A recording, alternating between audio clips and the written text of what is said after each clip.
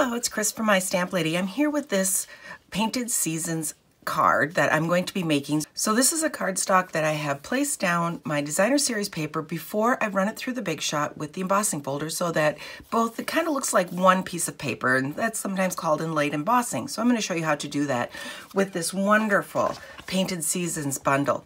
So Sale-A-Bration, this is March 2019, and there's only about 10 days left in Sale-A-Bration, and that's where you find this fabulous Painted Seasons bundle, the stamp set, and the paper. So this is the paper. So this is actually the bundle right here, the stamp set and the paper. Gorgeous paper that you can get as a bundle. You can also get the paper separately. And the Painted Seasons dies are also available through the end of March.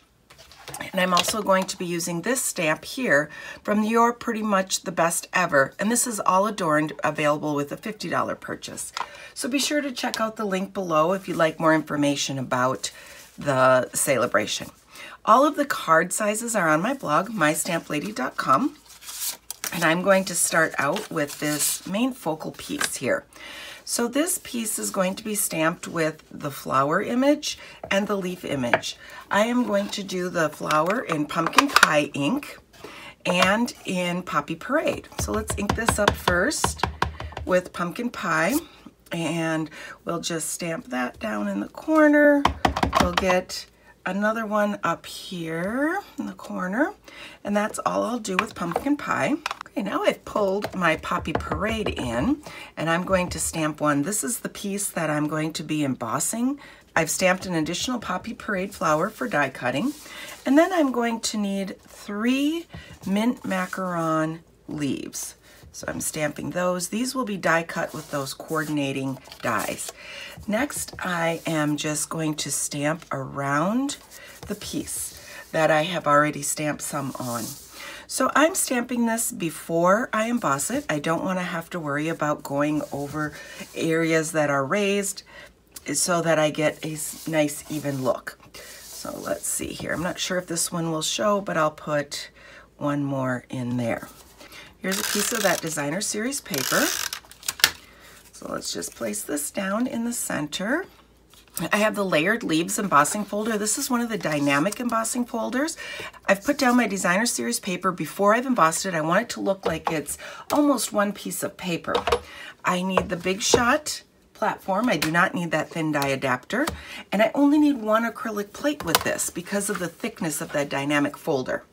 So I've run it through my Big Shot, and that gives me this amazing, gorgeous embossing. So I have those leaves. I left the paper on there, so now I have that dimension added into the leaves. I'm just going to place this onto a piece of Poppy Parade mat. Poppy Parade is one of my favorites with this set. Now that's partially due to the fact that that's the paper color. I often will pull the colors that I'm using. If I'm using a designer series paper, I'll often pull that color from there. This is a card base. It's our thick Whisper White cardstock. It's wonderful for card bases. It has a nice heavy weight. It's 110 pounds. It's almost what I exclusively use for card bases now. I love the feel of it. It gives it a nice sturdy card base. And this just can go right down on top because there's nothing going in between. So I have, oh, that lovely embossing on there.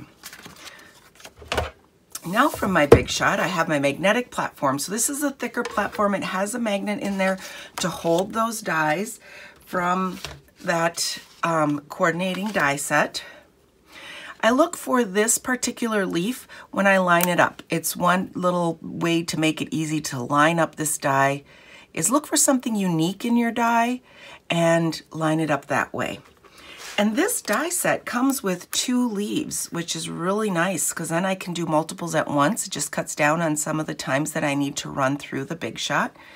And if you feel like sometimes that magnetic grab just isn't quite enough, especially with some of your smaller dies. So I will put a little bit of washi tape just to hold that in place.